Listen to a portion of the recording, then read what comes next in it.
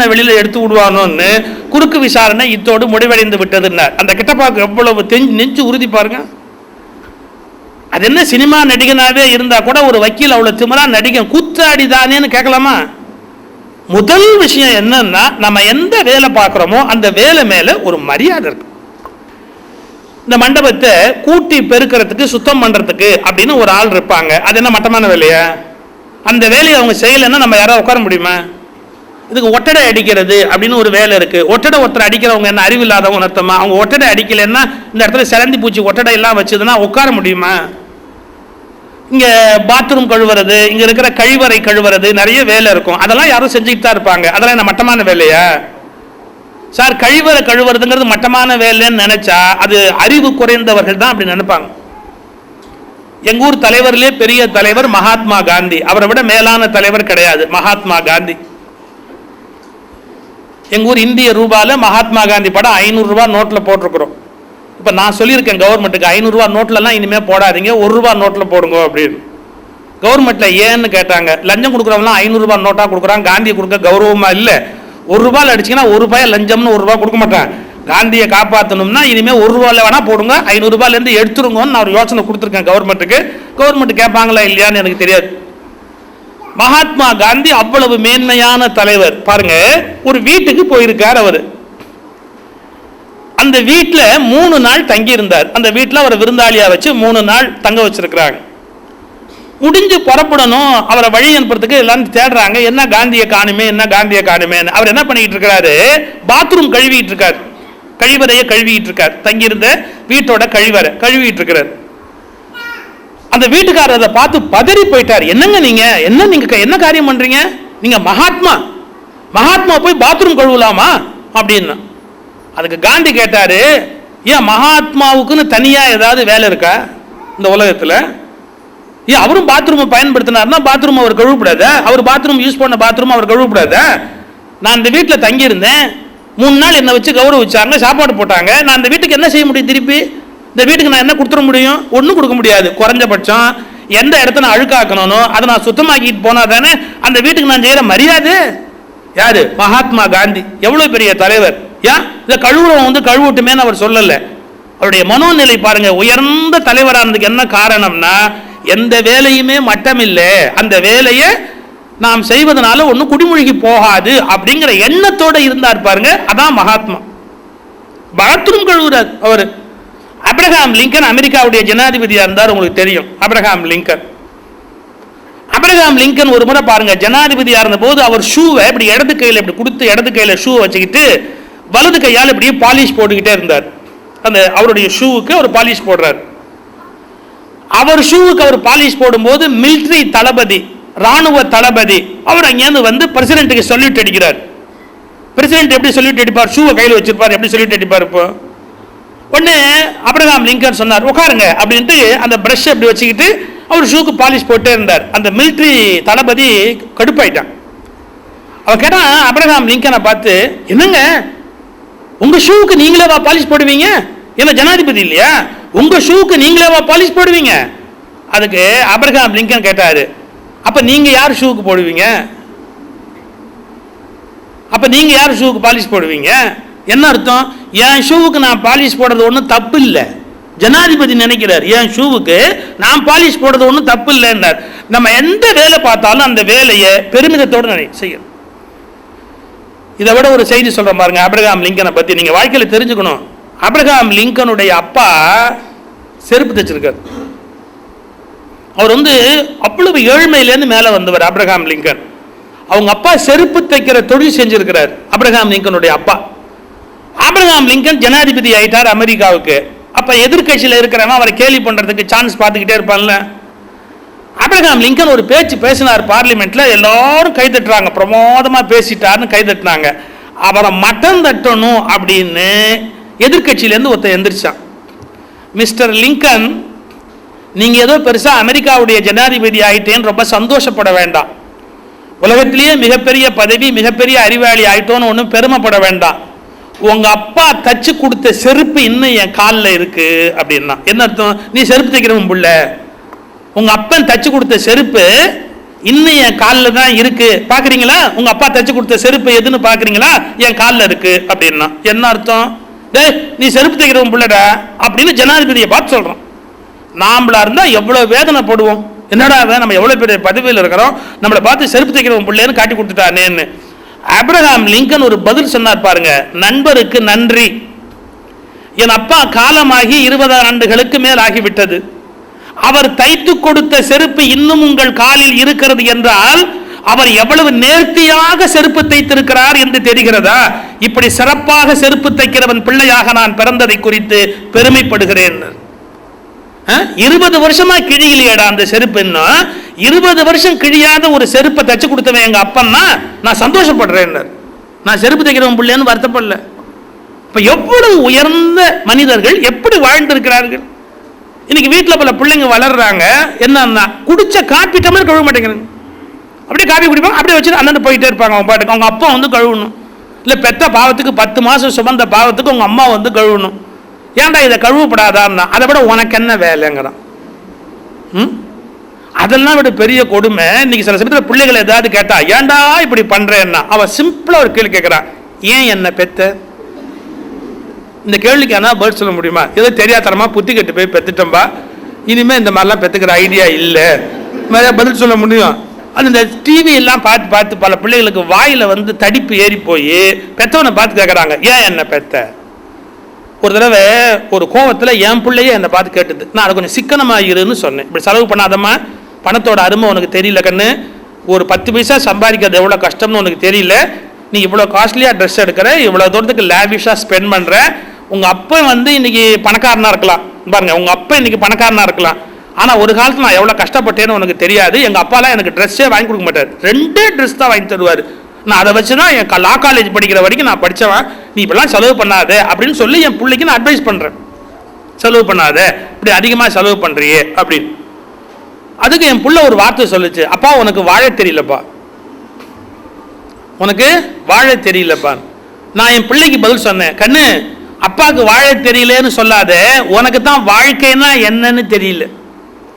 அப்பாவுக்கு வாழ தெரியாதுன்னு சொல்லாத, உனக்கு தான் வாழ்க்கைன்னா என்னன்னு தெரியாது.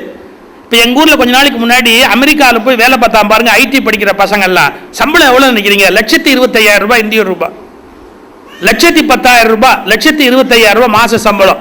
என்ன ஆட்டம் ஆடினாங்க தெரியுங்களா? அதாவது அமெரிக்காவிலேருந்து வர்றவன் வீட்டில் அப்பா அம்மாவோடு தங்க மாட்டான். அமெரிக்காலேருந்து வர ஐடி படித்த பசங்க வீட்டில் அப்பா அம்மாவோடு தங்க மாட்டான், ஹோட்டலில் தங்கிட்டு அப்பா அம்மாவை வந்து பாருங்கிற.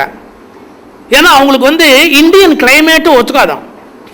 இவங்க அப்படியே அமெரிக்காலே பிறந்து அமெரிக்காலே வளர்ந்துட்டவங்க, இந்தியன் கிளைமேட்டு ஒத்துக்காதான், ஹோட்டலில் அப்படியே தங்கியிருக்காங்க. அதில் அந்த அவங்க அம்மா கிராமத்து பொம்பளை அங்கேருந்து வந்து குழந்தைய தூக்க வந்தா, நீ பேரனை தொடாத, ஏதாவது வந்து தொத்திக்கும். ஏன்னா இந்தியாவில் எல்லாருக்கும் வியாதியா, அது பேரன் பேத்திக்கா இருக்கா தொத்திக்குமா, அதனால பிள்ளைய தொடாமல் பார்த்துட்டு போங்கிறா. பேரனையோ பேத்தியோ பாட்டி தொடாமல் பார்த்துட்டு போகணுமா? ஏன்? புதுசாக வந்த பணம். நான் இப்போ எழுதின ஒரு பத்திரிகையில் கட்டுரை எழுதினேன், இப்போ இல்லை 2 வருஷத்துக்கு முன்னாடி எழுதின, ஐடி பிள்ளைகளுக்கு என்னுடைய வேண்டுகோள் அப்படின்னு. இதே சம்பளம் உங்களுக்கு நாளைக்கு வரும் என்று நிச்சயம் இல்லை, இதே சம்பளம் உங்களுக்கு நாளை வரும் என்று நிச்சயம் இல்லை, கொஞ்சம் விழிப்படைந்து கொள்ளுங்கள், அளவுக்கு மீறி ஆட்டம் போடாதீர்கள், கொஞ்சம் எச்சரிக்கிறேன்னு எழுதினேன். இன்னைக்கு இந்தியாவில் என்ன, பல பேர் அமெரிக்கா காலி பண்ணிட்டு வீட்டுக்கு வந்துட்டான், நேரம் இங்கே வந்து உட்காந்துருக்கிறான். ஏன்? அமெரிக்காவில் ஒரு பொருளாதார சிக்கல், பல பேருக்கு வேலை போயிடுச்சு. நான் வந்து பழி வாங்கிட்டோன்னு சந்தோஷப்பட்டு சொல்லலை, நம்ம எவ்வளவு இருந்தாலும் கொஞ்சம் அடக்கி வாசிக்கணும். நம்முடைய வேலையை நாம பார்க்கணும், அந்த வேலையை அவங்களே பார்க்கறது தப்பு அப்படின்ற எண்ணத்தில் இருக்கப்படாது. சில வீட்டில் நீங்கள் பார்த்தீங்கன்னா, நான் என் பொண்ணு ரூமுக்கு திடீர்னு உள்ளே போகிறேன், திடீர்னாலும் கதவை தட்டிட்டு தான் போவேன், நம்ம பிள்ளையா இருந்தால் கூட கதவை தட்டிட்டு தான் போகணும். கதவை தட்டிட்டு உள்ளே போகிறேன், முதல் நாள் அவள் காப்பி குடித்த டம்ளர் அப்படியே இருந்தது அந்த ரூமில். முதல் நாள் அவள் காப்பி குடித்த டம்ளர் அப்படியே இருந்தது.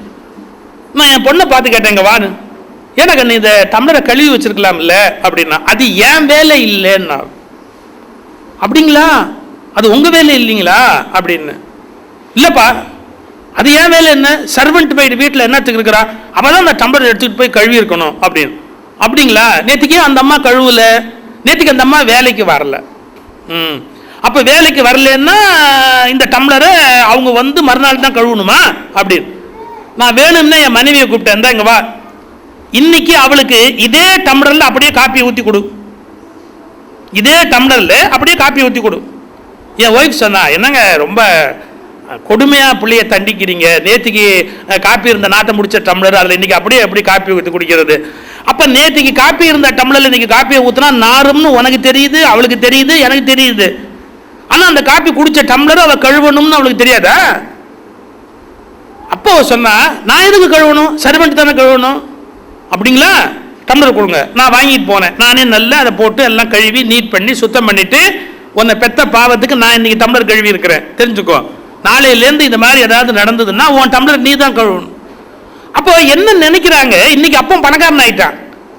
அப்பம் பணக்காரன் ஆயிட்டு. சிவாஜி கணேசன் உங்களுக்கு தெரியும், நடிகர்ல சிவாஜி கணேசன் பிள்ளைங்க ரொம்ப காஸ்ட்லி ஹோட்டலில் தங்குவாங்க. எங்கேயாவது போனால் பெரிய காஸ்ட்லி ஹோட்டலில் தங்குவாங்க, பயங்கரமான காஸ்ட்லி ஹோட்டல், நிறைய செலவு பண்ணுவாங்க. சிவாஜி கணேசன் ரொம்ப சிக்கனமானவர், அவர் அதிகமாக செலவு பண்ண மாட்டார். அவர் போகிற போது ஒரு ஹோட்டலில் சாதாரண ரூம் கேட்டிருக்கார் தங்குறதுக்கு. அந்த ரூம் கிடைக்குமா, இந்த ரூம் கிடைக்குமா, அதை விட குறைவா கிடைக்குமான்னு. அந்த ஹோட்டல்கார் சொன்னாரா, என்னங்க நீங்கள் முந்தா நேற்று உங்கள் பையன் வந்திருந்தாரு, அந்த ஏசி ஷூட்டில் இருக்கிறதுலே காஸ்ட்லி அதுதான், அதில் தான் தங்கிட்டு போனார். அப்படி இருக்கும்போது நீங்கள் போய் சாதாரண ரூம் கேட்குறீங்களே, எவ்வளோ பெரிய நடிகர் சிவாஜி கணேசன், ஏங்க இப்படி கேட்குறீங்க? அதுக்கு சிவாஜி கணேசன் சிரிச்சுக்கிட்டே ஒரு பதில் சொன்னாரா, இந்த பாருங்க, என் பிள்ளைங்க காஸ்ட்லியான ஹோட்டல் ரூம் எடுத்தாங்கன்னா பாருங்க, அவங்க அப்பன் பணக்காரன். யார் இவரு தன்னை சொல்றாரு, என் பிள்ளைங்க காஸ்ட்லியான ஹோட்டல் ரூம் எடுத்தாங்கன்னா ஏன் அவங்க அப்பன் பணக்காரன், ஆனா எங்க அப்பன் பிச்சைக்காரன். எங்க அப்பன் வசதி இல்லாதவன், அதனால நான் சாதாரண ஹோட்டல் தங்குறது தான் எனக்கு கௌரவம், எனக்கு ஆர்டினரி ரூமே கொடுங்க அப்படின்னு சிவாஜி கணேசன் போய் தங்கினார். அதாவது சிக்கனமா இருக்கிறது ஒன்றும் தப்பு இல்லைங்க. ஏவிஎம் அப்படின்னு ஒரு பட கம்பெனி கேள்விப்பட்டிருக்கீங்களா? ஏவிஎம் ரொம்ப சினிமாலேயே நல்ல நேம் உடைய company AVM. AV Meiyappa Chettiar அப்படிங்கிறவர் தான் ஏவிஎம் ஸ்தாபிச்சவர், பெரும் கோடீஸ்வரர் ஏவி மெய்யப்ப செட்டியார். அவரு கடைசி நாள் அவருக்கு உடம்பு சரியில்லை, ஆஸ்பத்திரியில் படுத்திருக்கிறார். இது நடந்த சம்பவம். அவருக்கு மூச்சு இழைக்குது, உள்ளேயும் வெளியிலுமா இழுத்துக்கிட்டு இருக்கு. அவருடைய கடைசி நாள் ஆஸ்பத்திரியில் படுத்திருக்கார். அவர் படுத்திருக்கும் போது பாருங்க, அவர் ரூம்ல பாத்ரூம் கதவு திறந்திருக்கு. அந்த பாத்ரூம் கதவு திறந்திருக்கும் போது உள்ள பாத்ரூம்ல லைட் எரிஞ்சுக்கிட்டு இருக்கு, எலக்ட்ரிசிட்டி லைட் எரிஞ்சுக்கிட்டு இருக்கு. மெய்யப்ப செட்டியார் ஒன்றும் கஞ்சம் கிடையாது, லைஃப்ல அவர் தான தர்மம் பண்ணாத ஆள் இல்லை. உங்களுக்கு தெரியுமோ தெரியாதோ, மகாகவி பாரதியார் எழுதின பாட்டுக்கு காப்பி ரைட் முழுக்க அவர்கிட்ட தான் இருந்தது. மகாகவி பாரதியாருடைய எல்லா கவிதையையும் யூஸ் பண்ற அச்சிடுகிற ரைட் அவர்கிட்ட இருந்தது. அந்த ரைட்டை மட்டும் அவர் வித்திருந்தார்னா பல கோடிக்கு வித்திருக்கலாம். ஆனா தமிழ்நாடு அரசுக்கு அவர் இலவசமா கொடுத்தார். பாரதி கவிதை பரவட்டும், பாரதியாருடைய கவிதையை யார் வேணாலும் அச்சிடட்டும் அப்படின்னு இலவசமா கொடுத்து பல கோடி ரூபாயை விட்டு கொடுத்த மனுஷன் ஏவி மெய்யப்ப செட்டியார். மனசுல வச்சுங்க. அவர் படுத்திருக்கிறாரு, பாத்ரூம் கதவு திறந்திருக்கு, பாத்ரூம்ல லைட் எரிஞ்சுக்கிட்டு இருக்கு. உதவிக்கு இருந்தவங்களை அப்படியே கூப்பிட்டாரு, இந்தாப்பா அந்த லைட் அனாவசியமா எரியுது, அதை ஆஃப் பண்ணு. எத்தனை பெரிய கோடீஸ்வரர், எத்தனை கோடி தான தர்மம் பண்ணியிருக்கிறாரு. அவர் சொல்றாரு, இந்தாப்பா அந்த லைட் அனாவசியமா எரியுது, அந்த லைட்டை ஆஃப் பண்ணு அப்படின்னார். அதோட ஒரு உயிர் போயிடுச்சு. கொஞ்சம் யோசிக்கணும். ஏவி மெய்யப்ப செட்டியார் அவ்வளவு பெரிய கோடீஸ்வரரா இருக்கிறவர், ஒரு லைட் அனாவசியமா எரியுதுன்னா ஏன் எரியணும், அதை ஆஃப் பண்ணு அப்படிங்கிறார். அவர் கஞ்சன்னு அர்த்தம் கிடையாது, அவர் பிச்சைக்காரன் அர்த்தம் கிடையாது. ஆனா என்னன்னா, தேவையில்லாமல் ஒன்று செலவு பண்ணக்கூடாது, வீணாக கூடாது. இந்த மனோநிலை சிறந்தவர்களுக்கு இருக்கும், ரொம்ப சிறந்தவர்களுக்கு இருக்கும். அதை நாமளும் யோசிக்கணும். நம்ம பண்ற காரியம், சில பேர் ஷேவ் பண்ணும்போது பார்த்தீங்கன்னா தண்ணி அப்படியே திறந்து விட்டுட்டு, அந்த வாஷ் பேசின்ல அப்படியே தண்ணியை திறந்து விட்டுட்டு அப்படியே ஷேவ் பண்ணிக்கிட்டே இருப்பாங்க. தண்ணி பாட்டுக்கு கீழே போயிட்டே இருக்கும். அந்த ரேசர் எப்படி காட்டுவாங்க, ஷேவ் பண்ணுவாங்க, ரேசர் எப்படி காட்டுவாங்க, ஷேவ் பண்ணுவாங்க. இந்த தண்ணி வீணாக தானே கீழே போகுது. ஏன் அதுக்கு ஒரு சின்ன மக்குலையோ கப்புலையோ எடுத்து வச்சுக்கிட்டு கொஞ்சமாக தண்ணியை யூஸ் பண்ணி ஷேவ் பண்ண என்ன? இந்த உலகத்தில் தண்ணி கிடைக்கிறது எவ்வளோ கஷ்டம்னு கண்டுபிடிச்சிருக்காங்க. இப்போ தண்ணி ஒரு 10 வருஷம் கழிச்சு உலக நாடுகளுக்கு இடையில் போர் நடக்குமா? கவனிங்க, 10 வருஷம் கழிச்சு உலக நாடுகளுக்கு இடையில போர் நடக்குமா? தங்கத்துக்கோ வெள்ளிக்கோ இல்லை, தண்ணீருக்காக நடக்கும்னு போட்டிருக்கான். அவ்வளவு வேல்யூபிள் தண்ணி, அதை வீண் பண்றான். அப்ப மனிதனுக்கு எப்படிப்பட்ட குணம் இருக்கணும்? நம்முடைய ஒரு செயலால கூட ஒரு பொருளை வீணாக்க கூடாது. நம்முடைய வேலைகளை நாம பார்க்கறது ஒன்றும் கௌரவ குறைவு கிடையாது. நம்மளை சரியா செதுக்கிக்கிறோம். நாம சரியா செதுக்கிட்டு நம்மளை இன்னொருத்தர் குறை சொல்லாதபடி நம்மளை வச்சுக்கிறது ரொம்ப பெரிய விஷயம். இவையெல்லாம் சிறந்த மனிதர்களுடைய பண்புகள் அப்படின்னு நாம புரிஞ்சுக்கணும். ஏவி மேபி செட்டியார், மகாத்மா காந்தி, சிவாஜி கணேசன் எல்லாம் சாதாரணமான ஆட்களா? லைஃப்ல எவ்வளவு பெரிய வெற்றியை பெற்றவர்கள் அவர்கள்லாம் யோசிச்சு பாருங்க. அப்ப வாழ்க்கையில ரொம்ப பெரிய இடத்துக்கு மேல வராங்க பாருங்க. அவங்களுக்குன்னு நோபல் குவாலிட்டிஸ் அப்படிங்கிறான், மிகச்சிறந்த சில பண்புகள் இருக்கும். அதை நம்ம கவனிக்கணும். நம்ம கிட்ட அது மாதிரி பழக்கம் இருக்கா, நம்ம கிட்ட அது மாதிரி பழக்கம் இல்லையா, நாம அந்த பழக்கத்தை ஏற்படுத்திக்கிட்டா நமக்கு நல்லது அப்படின்னு. பொருளை வீணாக்க கூடாது, பணத்தை வீணாக்க கூடாது, நேரத்தை வீணாக்க கூடாது. இன்னைக்கு எவ்வளவு பேர் தன்னுடைய வேல்யூபிள் டைம் அப்படிங்கறத வீணாக்குறாங்க தெரியுங்களா? டைம் அப்படிங்கிறது இப்ப ஜனாதிபதிக்கு 24 மணி நேரம் தான். சாதாரணமா இருக்கிற ஒரு கடைநிலை உலகத்தில் இருக்கிற ஒரு சாதாரண ஆளு, விவசாயின்னு வச்சுங்க, இல்லை ஏதோ வாழ்க்கையில தெரு ஓரத்தில் உட்காந்து பிச்சை எடுக்கிறவனே வச்சுங்க, அவனுக்கும் 24 மணி நேரம் தான். டயத்தில் ஏதாவது வித்தியாசம் இருக்கா?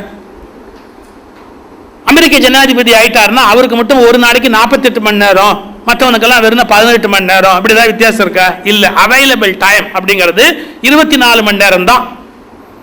இந்த 24 மணி நேரத்துக்குள்ள ப்ராப்பரா யூட்டிலைஸ் பண்ணாதான் அமெரிக்க ஜனாதிபதி எல்லா வேலையும் பார்க்க முடியும். அவர் ஒரு நாளைக்கு எத்தனை நாட்டு தலைவர்களோட போன்ல பேச வேண்டியிருக்கு தெரியுங்களா? எத்தனை நாட்டு ஜனங்களை சந்திக்க வேண்டியிருக்கு தெரியுமா? அவருடைய செக்ரட்டரி எவ்வளவு பேரை பார்க்க வேண்டியிருக்கு தெரியுமா? சரியா கணக்கு போட்டா 24 மணி நேரம் பத்தாது அவருக்கு.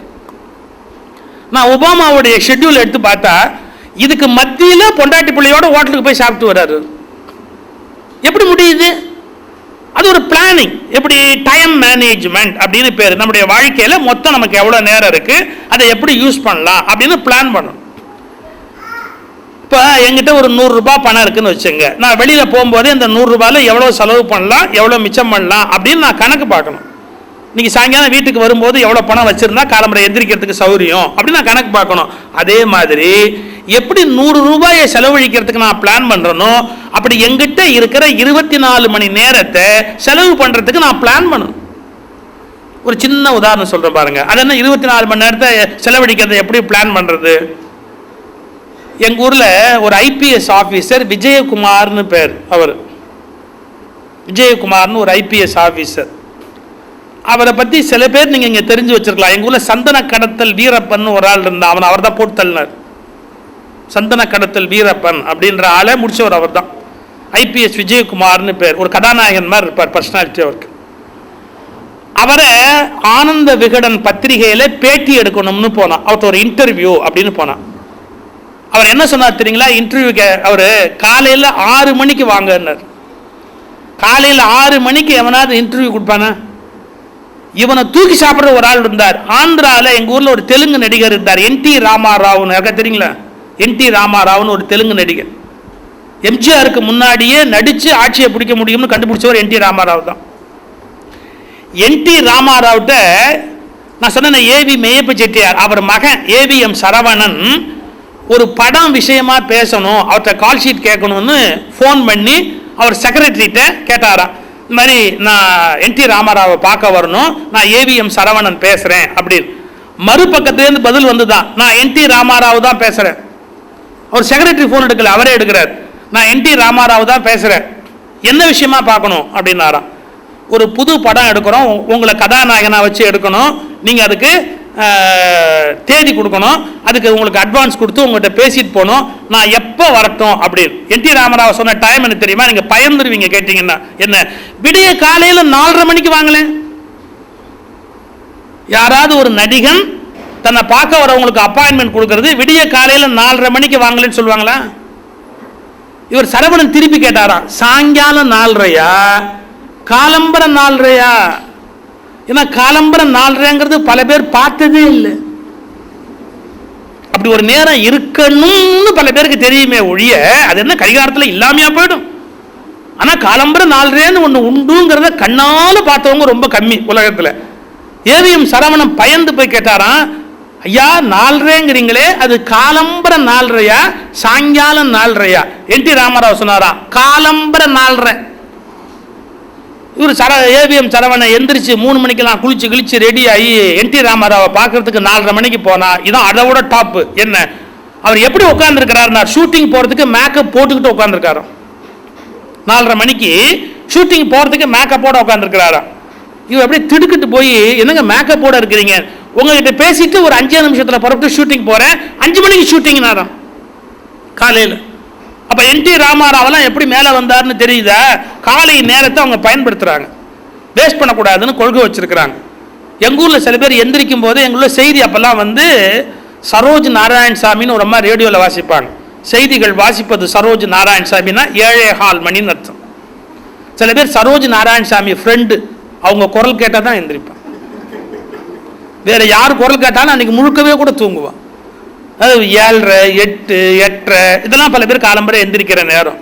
ஆனால் வாழ்க்கையில் மிகப்பெரிய இடத்தை பிடித்தவர்கள் எல்லோரும் எழுந்த நேரம் காலை 4:30, 5.